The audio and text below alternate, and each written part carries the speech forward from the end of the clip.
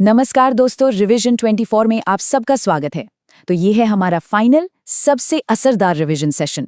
अपनी पूरी एनर्जी लगा दीजिए क्योंकि आज के सबसे जरूरी करंट अफेयर्स हम लोग दिमाग में एकदम बिठा लेंगे।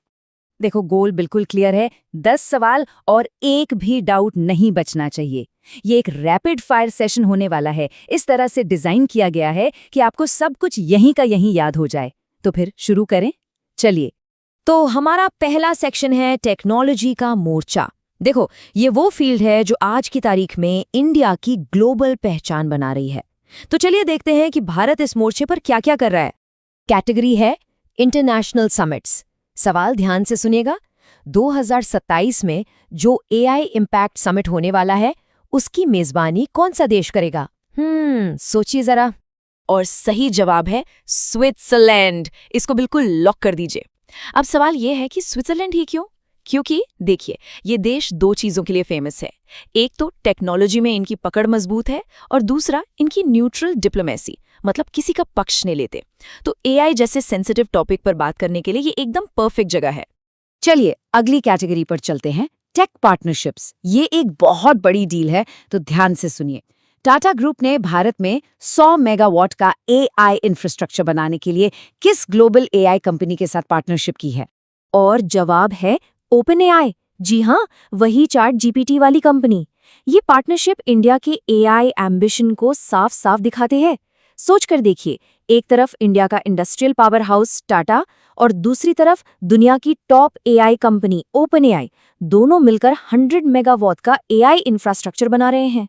ये इंडिया को एआई की दुनिया में सिर्फ एक यूजर से एक क्रिएटर बनाने की तरफ एक बहुत बड़ा कदम है।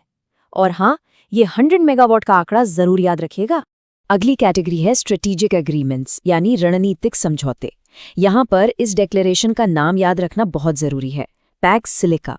तो सवाल ये है कि इंडिया ने ये समझौता किस देश के साथ साइन किया? तो इसका सीधा सा जवाब है यूनाइटेड स्टेट्स ऑफ अमेरिका, यानी यूएसए। इसको भी लॉक कर लीजिए। देखिए, नाम में ही सब कुछ छिपा है। पैक्स सिलिका, ये सिलिका शब्द आया है सिलिकॉन से, जो कंप्यूटर चिप्स बनाने के काम आता है। तो ये समझौता दिखाता है कि इंडिया और अमेरिका मिलकर सेमीकंडक्टर सप्लाई चेन और एआई के फ्यूचर को सिक्योर करने के लिए कितना सीरियसली काम कर रहे हैं। चलिए अगली कैटेगरी देखते हैं, डिजिटल डिप्लोमेसी। ये एक नया और मजेदार शब्द है। इसका मतलब है कि इंडिया अपने जो सफल डिजिटल मॉडल हैं, जैसे यूपीआई या डिजीलॉकर, उन्हें अब दुनिया के दूसरे देशों में भी ले जा रहा है। तो सवाल है कि डिजीलॉकर का पायलट प्रोजेक्ट किस अफ्रीकी देश के साथ शुरू किया गया है? और सही जवाब है केन्या। देखिए, ये सिर्फ एक टेक्नोलॉजी का एग्रीमेंट नहीं है, ये इंडिया की सॉफ्ट पावर का एक जबरदस्त एग्जाम्पल है। भारत अपना बनाया हुआ सक्सेसफुल डिजिटल इंफ्रास्ट्रक्चर, जैसे कि डिजीलॉकर, दूसरे डेवलपिंग देशों के साथ शेयर कर रहा है। इससे दुनिया में इंडिया का रुतबा और असर दोनों बढ़ रहे हैं। ओके, तो अभी तक हमने इंटरनेशनल लेवल पर इंडिया की बात की। अब जरा देश के अंदर झांकते हैं। हमारा दूसरा सेक्शन है राष्ट्र की धड़कन, जिसमें हम देखेंगे देश के अंदर के कुछ जरूरी डेवलपमेंट्स। कैटेगरी है सोशल स्कीम्स, यानी सामाजिक योजनाएं। और आप जानते हैं कि एग्जाम के लिए ये कितना जरूरी टॉपिक है? तो सवाल है, अटल कैंटीन, जिसका मकसद है सस्ता खाना मुहैया कराना, ये कहाँ शुरू की गई है? इसका उद्घाटन हुआ है दिल्ली में। ये स्कीम खास तौर पर शहरों में रहने वाले गरीब लोगों और मजदूरों के लिए एक बहुत बड़ी राहत है। उन्हें बहुत ही कम पैसे में अच्छा और सम्मानजनक खाना मिल जाता है, जिससे उनकी रोज की जिंदगी थोड़ी आसान हो जाती है। चलो अब योजनाओं से सीधे चलते हैं खेल के मैदान में। कैटेगरी है नेशनल स्पोर्ट्स और सवाल है, रणजी ट्रॉफी 2025-26 का फाइनल किन दो टीमों के बीच खेला जाएगा? और फाइनलिस्ट हैं कर्नाटक और जम्मू एंड कश्मीर। और ये जम्मू कश्मीर टीम के लिए एक बहुत बड़ी, एक ऐतिहासिक उपलब्धि है।